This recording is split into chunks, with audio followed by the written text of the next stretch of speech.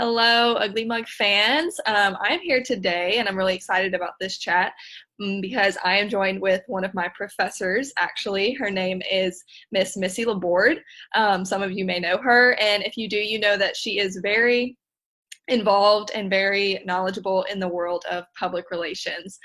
So she's taught me a few public relations classes. I'm currently in her mass media law class, which is really fun. So I'm kind of excited that we get to chat right now about something other than that. But we are going to chat about what exactly the kind of messaging is that you as a business should be promoting right now, because it can be really confusing and you can be like, should I talk about it? Should I ignore it? That kind of thing. And then we're going to talk a little bit as well about some crisis communication tips and things like that, because she has all the ins and outs. So I will let her introduce herself and talk to you a little bit more about what exactly she does on a day-to-day basis. How's it going, Miss LaBorde?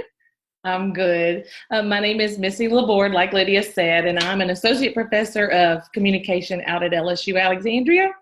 And my area of expertise is public relations. I was a practitioner before I became a professor, and so I have experience in the field as well.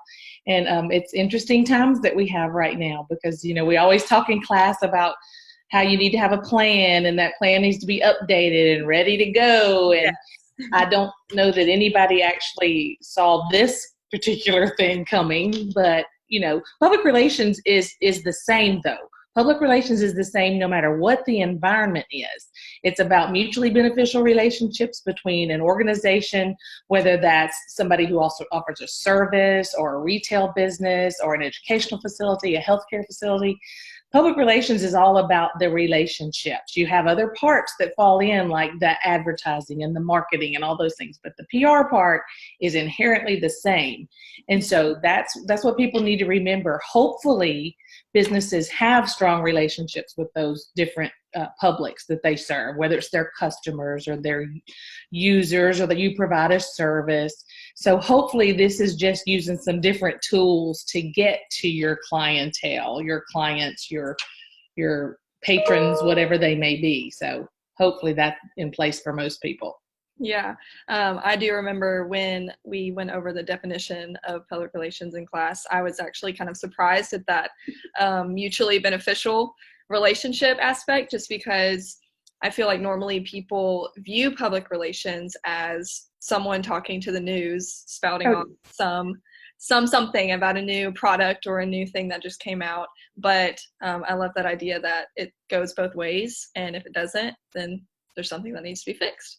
Right. Most of the students at LSUA, can parrot that definition back for the most part. Yes. It's a management function that provides mutually beneficial relationships between an organization and the various publics on whom their success or failure depends. And, that's kind of scary right now in this situation, because a lot of small businesses are really struggling because they're having to adapt.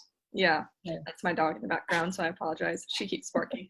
But along that line of the various publics, I think we kind of want to focus a little bit on that messaging and that portrayal to, let's say, a business's customer base specifically. So currently in this situation, obviously this is going to vary from industry to industry. What a restaurant tells their customers is going to be completely different to what a boutique might say to their customers, because they're totally different. But what would be your general advice as far as messaging that a business should be giving to their customer base?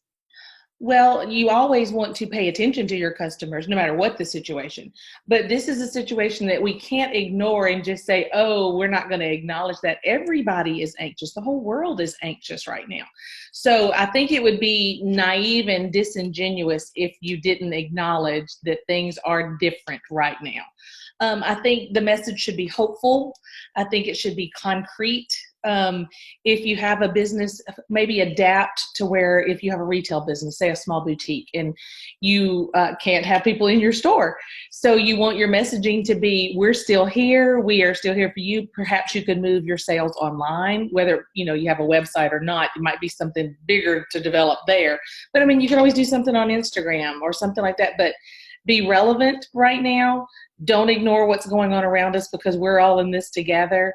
And make sure that your message is relevant, because you don't want to take up bandwidth if, with just some irrelevant nothing message. Now, that doesn't mean you can't do something just uplifting, but know your audience, which you should already, and be relevant with what you're talking to them about. Yeah, I think that's awesome. That's really good advice. And then lastly, I think one of the other important things to touch on, which we've talked about before, but the idea of crisis communication and the fact that probably many business owners may have heard of that, but probably have not had to deal with that firsthand. They may have heard of maybe a company in a similar industry as them, but maybe it was some localized crisis that happened 20 states away that they didn't really have to deal with. So what are your tips for crisis communication? Well, you always tell your clients to expect the unexpected. Well, yeah, we see that is not always exactly what you're thinking. But, it could be anything. It can be your computer system goes down. It could be that something happens and you have to close the restaurant for a day because you had a death in the family. It's a small family restaurant. there's all kinds of things. Have a plan, no matter how sketched or filled out you have it. It can be just a bare bones plan. Who you're going to contact, who needs to know, what do your customers need to know, on a short-term basis. How quickly can you get a message out to them? What are the channels that you would use? We are so fortunate, like moving our classes online for LSUA, that's what we had to do. And so we were so fortunate to have the tools already in place to be able to do it. Now, do I like it as well? No, I miss my students. But having those channels for each of those various publics that you have, whether it's your vendors who bring your, things, the delivery people, your employees on the back end, your employees in the public spotlight, how are you going to communicate with each of those? So just the bare minimum, I would say, would be, if a emergency happens, undefined emergency, whatever it is, who are my publics? How do I communicate with them? And what should my message be? That's the bare minimum, I would think. And then you go from there. And then you have to practice from time to time. Get that off of the shelf. Look at it and say, okay, well, nobody faxes anything anymore, so let's update that. Email. Can you email everybody? If you have an older population client base, then they may not be doing email still. They may not want to do email. They may want snail mail. So know your publics, know how they communicate, and then communicate in a way that they want to be communicated with. And you'll have better results that way. Awesome. Yeah. That is something that we try to tell a lot of our clients, the importance of email. And like you said, that's not obviously going to be a perfect solution to reach every single person in every single business's industry, whatever. But your Facebook page, if that's what you rely on, that could essentially be deleted tomorrow. And you won't know why, because things happen, right? But if you have that list that you can hold on to and say, I can still talk to my clients, my customers, my patients, whoever, any kind of backup like that is so valuable. And I think that especially now, people are realizing if they didn't have that, the importance of having it. So hopefully they're building that up. But yeah, I totally agree with everything you said. And try to be creative. Try to think outside of the box. If you have, let's say you have an organization that works with seniors, and obviously you can't go into nursing homes right now, go snail mail. The written language, how beautiful is that, to write notes, write to your clients, right? We're missing you. Hope to see you back in the salon, in the whatever soon. Those kinds of things. I saw one barbecue place in Little Rock, I think it was, that were giving masks, homemade, face masks with every to-go order and those kinds of things. So that's kind of a cool thing to do. So just kind of think out of the box and be creative, and don't be afraid to go old school if that's what you need to do. Know your clientele. Yeah. And even back thinking about that, how we mentioned that mutually beneficial relationship, I know a lot of businesses, they maybe aren't operating at all. So they feel like, well, how can I benefit my clients, my customers, if I'm not even allowed to work? One thing that we've been trying to push for our clients that are in that boat is, well, let's just jump on the video bandwagon, right? We can send out so much educational content just within a 2-minute video clip on Facebook. That we're still imparting that educational aspect to your audience. And I've said this in so many conversations recently, but the usage of social media right now has skyrocketed. So if it's ever going to be a time for people to actually care and sit and watch your video, now's the time. So it's a captive audience somewhat. A captive audience. Yeah. And going back into what you said too, we have to make sure it's relevant. We can't just throw something out there that no one's really caring about or thinking about or isn't even possible. Don't ignore the world around us and things like that. Right.